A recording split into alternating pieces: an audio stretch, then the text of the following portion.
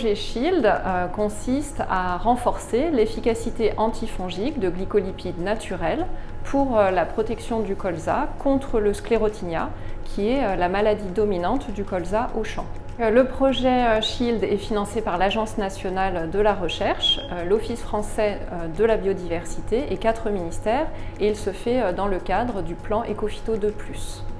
Donc c'est un projet qui se fait en partenariat avec le laboratoire Résistance induite et bioprotection des plantes de l'Université de Reims Champagne-Ardenne, qui est rattachée à l'INRAE, et en partenariat avec l'entreprise Stepan Europe, qui est la filiale européenne de la Stepan Company. Stepan Company est une entreprise américaine qui produit des produits chimiques, des surfactants, et notamment pour la protection des cultures. Dans ce projet, on envisage de proposer une solution de biocontrôle pour réduire l'usage des pesticides de synthèse qui sont utilisés de manière systématique et préventive dans la culture du colza pour protéger le colza contre le sclérotinia. Et les traitements qui sont actuellement utilisés, les traitements conventionnels, peuvent présenter un risque pour la santé humaine et pour l'environnement. Donc les glycolipides auxquels on s'intéresse sont des rhamnolipides. Ce sont des composés qui sont naturellement produits par des bactéries. Donc, ce sont des composés qui sont non toxiques, qui sont biodégradables et qui ont une double propriété très intéressante, c'est que non seulement ils permettent de déclencher les mécanismes naturels de défense des plantes, mais ce sont également des composés qui ont des propriétés antimicrobiennes directes, ce qui en fait un traitement qui peut être extrêmement intéressant pour l'agriculture. Pour ce projet, on réalise différents tests.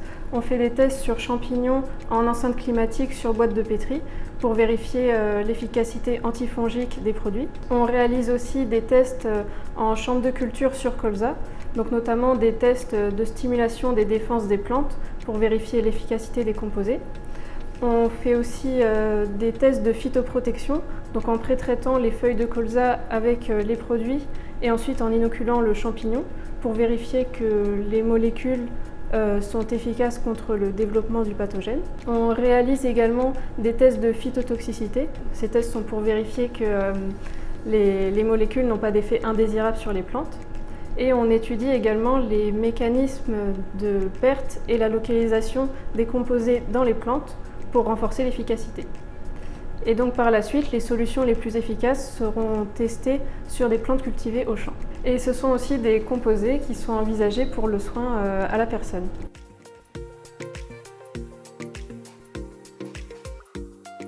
Pour ce projet, avec nos partenaires à Reims, nous avons déjà montré un intérêt de ces glycolipides pour protéger le colza contre des maladies fongiques. Et grâce à une montée en échelle de production récente par l'entreprise Stepan, l'objectif maintenant, c'est de proposer une solution aux agriculteurs qui soit économiquement compétitive. C'est pour cela que nous nous focalisons sur la formulation de ces composés et sur le fait de définir la meilleure stratégie d'application possible pour donc les appliquer sur la culture du colza.